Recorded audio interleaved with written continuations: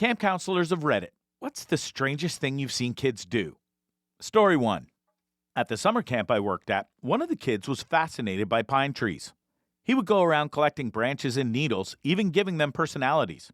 He told me one looked like a young man in a hula skirt, and another time I noticed he had put some of the needles in his ears, claiming they were his children and their house was on fire. Tried my best to play along and smiled as I joined some of the other children on the playground. Story 2. I teach preschool and one of my kids was born without a sphincter, which means that doctors had to create a hole instead. He doesn't have the normal muscles to control his bowel movements, so his waste is constantly flowing.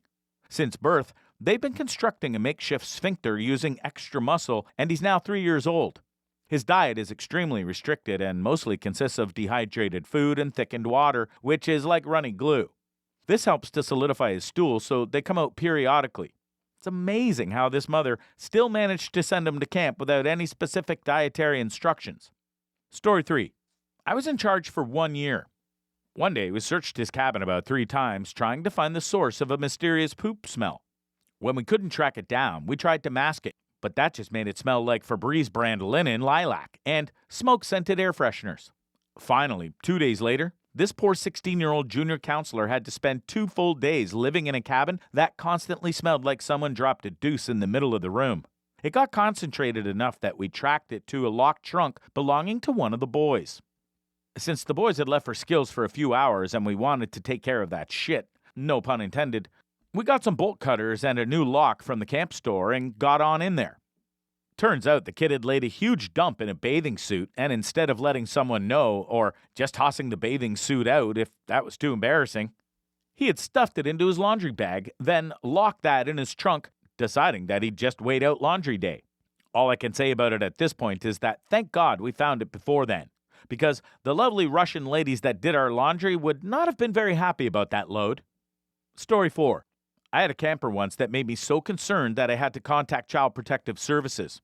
During our training, we were all taught of all the warning signs that a child might be in a difficult situation at home, and this girl exhibited all of them. Food hoarding, constantly seeking attention, usually negative, and random cuts and bruises with changing explanations. The authorities told me they couldn't investigate without proof, so I tried to gently ask the girl about her family, although I knew children sometimes make up stories. Sadly, she remained silent. Story 5. I worked at a camp with a variety of fun activities for the kids, and the most popular one was Legos. Unfortunately, the kids would often fight over the Legos, no matter what punishments we tried. So I decided to take drastic measures. I created the invincible Lego space zombie and told the kids that he was the most powerful Lego man possible, and that they needed to listen to me. Of course, there was one kid who did the exact opposite and started running around with his Lego plane. I told him the Lego zombie had taken it and made the entire camp gather around in a circle so they could witness what happened to their Legos if they misbehaved. I would drop the Legos from a high height, and the misbehaving kid had to pick up the shattered pieces. This seemed to work until the kids started ratting each other out and demanding public Lego executions. They even started chanting, "Lego zombie, Lego zombie, Lego zombie." So we had to take away the Legos and replace them with something else. Story 6. I was on night patrol at my camp, making sure all the kids were safely tucked in for the night. As I opened the door to one of the cabins, I was met with a scene I would never forget. All of the children were sitting in a circle, some of them completely naked, and the one that seemed a bit more physically mature than the others had some kind of mysterious liquid in his hand. Each of the kids seemed to be taking turns poking the liquid and even licking their fingers afterwards. I could only imagine what it was, so I quietly closed the door and left the cabin. Story 7. I used to work at a summer day camp run by our local zoo, where we did educational activities and crafts, as well as meet the animals.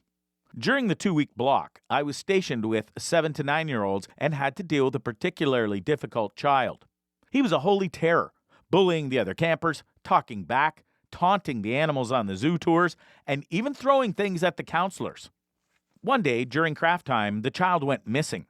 I was told he had demanded to go to the restroom, and a counselor had walked with him across. When they got there, he had locked himself in a stall and refused to come out. Fed up with his behavior, I stormed into the restroom and pounded on the door, yelling for him to come out or I would call his mother. He threw open the door, ran straight into me, and began to sob hysterically, pleading with me not to call his mother. When I looked at him, I noticed he was wet through, which is why he stayed in the stall.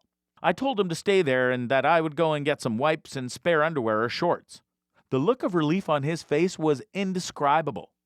Story 8. We had 2 changing cabins at my camp for kids to change into bathing suits and such before going swimming. The boys at the camp had a problem just going in and changing and instead liked to spend ample amounts of time running around naked and screaming. So we had to take shifts standing outside the cabin, making sure everyone was changing correctly. One day I was sitting outside the cabin making sure they were changing with the girl that I had liked at the time when one of the kids came out of the cabin and told me that he needed to talk to me, but he didn't want the girl to hear. So he whispered to me, "Dylan is showing people his butthole now." And I have to get up and walk into the changing room where all the kids are standing naked in a semicircle around the kid who's bent over a chair, spreading his ass cheeks and showing everyone his butthole. I didn't even know what to say, so I just left. Story 9. I was supervising the pool area one day when I caught a strong whiff of something foul coming from the bathroom. With the temperatures already reaching a sweltering 90 degrees and the humidity in the bathhouse, the smell was quickly becoming unbearable. I decided to investigate it and found a wadded-up pair of swim shorts, the source of the stench. I grabbed a stick and brought them outside, and upon closer inspection, we determined that they belonged to a camper we'll call Dookie Brown. We were then informed by the administration office that Dookie has a medical condition that made his bowel movements unpredictable. He had not been given his medication, and his mother had only provided him with socks, underwear, and a few shirts for his 2-week stay. Realizing the embarrassment he must have felt, Dookie had resorted to throwing away his soiled clothing rather than asking for help.